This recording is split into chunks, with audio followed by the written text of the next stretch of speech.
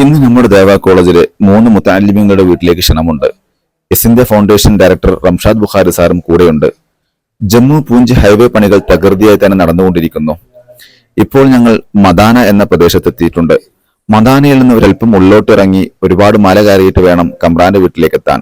അവന്റെ വീട്ടിലാണ് പ്രഭാത ഭക്ഷണം തയ്യാറാക്കിയിട്ടുള്ളത്. സേഡി ഖോജ എന്നാണ് കമ്രാന്റെ പ്രദേശത്തിന്റെ പേര്.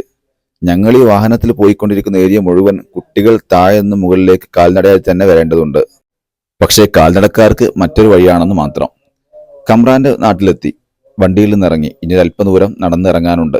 ആ മുന്നിൽ കാണുന്ന വൈറ്റ് ലൈനാണ് നമ്മുടെ പൂഞ്ച് ജമ്മു ഹൈവേ. അതിലൂടെയാണ് നമ്മൾ കറങ്ങി തിരിഞ്ഞ് ഇങ്ങോട്ട് എത്തിയിട്ടുള്ളത്. ഇത് കമ്രാന്റെ വീട്. വീട്ടിൽ കയറി വീട്ടുകാരുമായി സംസാരിച്ചു. ബുർദയും മധുഹും നഷീദുകളുമായി അല്പനേരം അവിടെ ചിലവഴിച്ചു. ഭക്ഷണം കഴിച്ചു. അൽഹംദുലില്ലാ. ഇനി ഇവിടെ നിന്ന് ഇറങ്ങണം. കമ്രാന്റെ വീട്ടിൽ നിന്നുള്ള പുറം കാഴ്ചയാണ് കാണുന്നത്.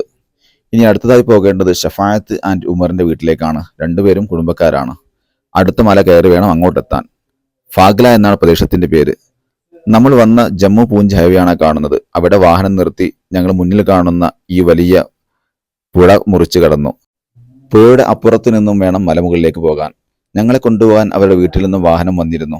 മുകളിലെത്തി വീട്ടുകാരുമായി കണ്ടുമുട്ടി.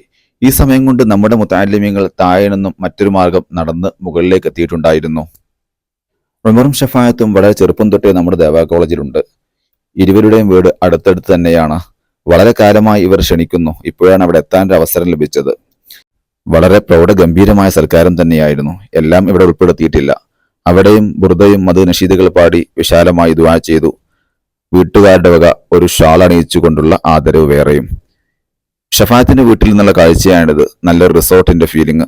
അവിടെ നിന്ന് നേരെ ഉമറിന്റെ വീട്ടിലേക്ക് പോയി. ഇത് ഉമറിന്റെ വീടാണ്. ആയിരിക്കുന്നത് ഉമറിന്റെ പിതാവും. അവിടെയും മധു നഷീദുകൾ പാടി ദുആ ചെയ്തു പിരിഞ്ഞു. നല്ല മഴയുണ്ടായിരുന്നു.